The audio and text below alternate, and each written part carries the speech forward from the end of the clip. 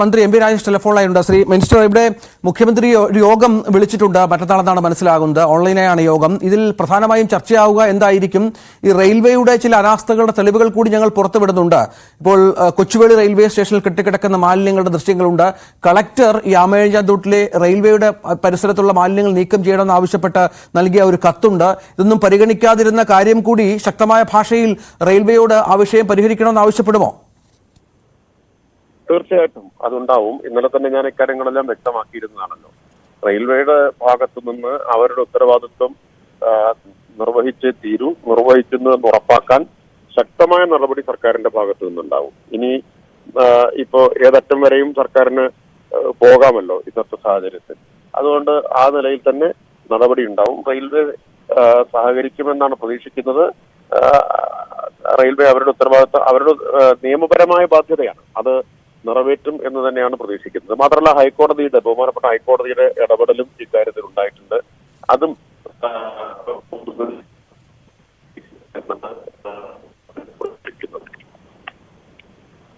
കേൾക്കാമോ സാർ? കേൾക്കാം. പറഞ്ഞോളൂ.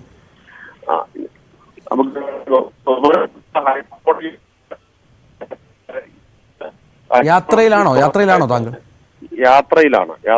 ശരിയാ, റേഞ്ച് ഇപ്പോൾ കേൾക്കാം, പറഞ്ഞോളൂ. ബഹുമാനപ്പെട്ട ഹൈക്കോടതി ബ്രഹ്മപുരം തീപിടുത്തത്തിന് ശേഷം മാലിന്യ സംസ്കരണത്തിന്റെ പുരോഗതി നിരന്തരമായി വിലയിരുത്തിക്കൊണ്ടിരിക്കുന്നുണ്ട്. തുടർച്ചയായ സിറ്റിംഗുകളിൽ ഇത് പരിശോധിച്ചുകൊണ്ടിരിക്കുന്നുണ്ട്. സർക്കാർ ഇതുവരെ സ്വീകരിച്ച നടപടികളിലെല്ലാം ഹൈക്കോടതി തൃപ്തി രേഖപ്പെടുത്തിയിട്ടുണ്ട് എന്ന കാര്യം ഞാൻ ഇന്നലെ ചൂണ്ടിക്കാണിച്ചിരുന്നു. അതിന് ഹൈക്കോടതിയുടെ ഇടപെടലും സർക്കാരിനും വളരെ അനുഗ്രഹമായിട്ട് മാറിയിട്ടുണ്ട്. കഴിഞ്ഞ ഒരു വർഷമായി ഈ വലിയ പുരോഗതി മാലിന്യ സംസ്കരണത്തിന്റെയും ശുചിത്വത്തിന്റെയും കാര്യത്തിൽ കൈവരിക്കുന്നതിൽ കോടതി നൽകിയ ഈ ഇടപെടലിലൂടെ നൽകിയ പിന്തുണ വളരെ സഹായകരമായി മാറിയിട്ടുണ്ട്. തിരുവനന്തപുരത്തും അതിന്റെ പ്രയോജനം ഉണ്ടാവും എന്നാണ് പ്രതീക്ഷിക്കുന്നത്. ഈ ഇപ്പോഴത്തെ ഒരു അവസരം, ഇപ്പോൾ ജോയിയുടെ മരണമെന്ന ദുരന്തം നമ്മുടെ കൺമുമ്പിലുണ്ട്. ഇത് നഗരവാസികൾക്കും ഒരു പാഠമാകേണ്ടതാണല്ലോ. അവർക്കും ഉത്തരവാദിത്തങ്ങളുണ്ടല്ലോ.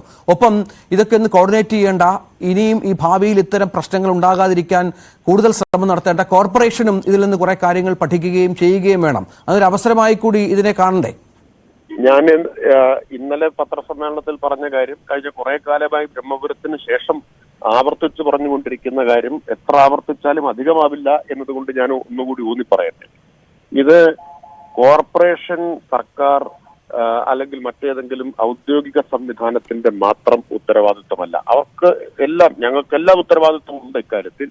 പക്ഷെ ഇത് ഓരോ വ്യക്തിയുടെയും ഉത്തരവാദിത്വമാണ് എന്ന് അംഗീകരിക്കാത്തടത്തോളം നമുക്ക് ഈ പ്രശ്നത്തിന് പരിഹാരം ഉണ്ടാക്കാൻ പറ്റില്ല. അതിന് ഒളിച്ചുകളിയും കാപട്യവും വെച്ചു പുലർത്തിയിട്ട് ഈ പ്രശ്നം പരിഹരിക്കാനാവില്ല. ജോയിയുടെ മരണത്തിൽ നഗരവാസികൾക്ക് ഓരോരുത്തർക്കും കുറ്റബോധം ഉണ്ടാവണം, മനസാക്ഷിക്കുത്തുണ്ടാവണം. മലയാളികൾ എന്ന നിലയിൽ എല്ലാവർക്കും ഇതിൽ കുറ്റബോധവും മനസാക്ഷിക്കുത്തുണ്ടാവേണ്ടതുണ്ട് എന്ന് ഞാൻ വിചാരിക്കുന്നു. കാരണം അത്ര അലക്ഷ്യമായിട്ട് ഉള്ളൊരു സമീപനമാണ് നാം സ്വീകരിക്കുന്നത്. ഞാനിപ്പോ യാത്രയിലാണ്, തിരുവനന്തപുരത്ത് നിന്ന് മൂവാറ്റുപുഴയ്ക്ക് യാത്ര ചെയ്തുകൊണ്ടിരിക്കുകയായിരുന്നു. ഇപ്പോഴും പല സ്ഥലത്തും കണ്ട പ്രത്യേകത, നല്ല വൃത്തിയുള്ള റോഡും നടപ്പാതകളുമുള്ള സ്ഥലത്ത് പോലും പ്ലാസ്റ്റിക് കുപ്പികൾ വലിച്ചെറിഞ്ഞത് കാണാൻ കഴിയും. വേസ്റ്റ് ബിൻ ഉണ്ടായിട്ടും അതിനകത്ത് നിക്ഷേപിക്കാതെ. അപ്പൊ അതൊരു പൗരബോധത്തിന്റെ പ്രശ്നമാണ്. ഒരു ബിഹേവിയറൽ ചേഞ്ച് വളരെ അനിവാര്യമാണ്. ഒരു സാംസ്കാരികമായ പ്രശ്നം കൂടിയായിട്ട് ഇതിനെ കാണണം. അതുകൊണ്ട് ഇപ്പൊ ചിലരുടെ രീതി എന്താന്ന് വെച്ചാൽ, ഇതെല്ലാം ഞങ്ങൾ മാലിന്യം ഉണ്ടാക്കും, വലിച്ചെറിയും, അത് വേണമെങ്കിൽ കോർപ്പറേഷനോ സർക്കാരോ നോക്കിക്കോട്ടെ എന്നതാണ്. ആ സമീപനം അംഗീകരിക്കാനാവില്ല, വെച്ചുപുറപ്പിക്കാനാവില്ല. കടുത്ത നടപടി തന്നെ ഇക്കാര്യത്തിൽ സർക്കാർ സ്വീകരിക്കും. ഇപ്പൊ പല സമ്മർദ്ദ ഗ്രൂപ്പുകൾ വരികയാണ്. സർക്കാർ ശക്തമായ നടപടിയിലേക്ക് പോയാൽ സമ്മർദ്ദ ഗ്രൂപ്പുകളായിട്ട് വരികയാണ്. ആ നടപടിക്കെതിരായിട്ട് ആളെ സംഘടിപ്പിക്കുക. അപ്പൊ അവിടെയാണ് മാധ്യമങ്ങളുടെ പിന്തുണയും സഹായവും വേണ്ടത്. ഞാൻ ഇന്നലെ തന്നെ ഒരു പത്രവാർത്തയിൽ ഒരു വരി ഉദ്ധരിച്ചിരുന്നു.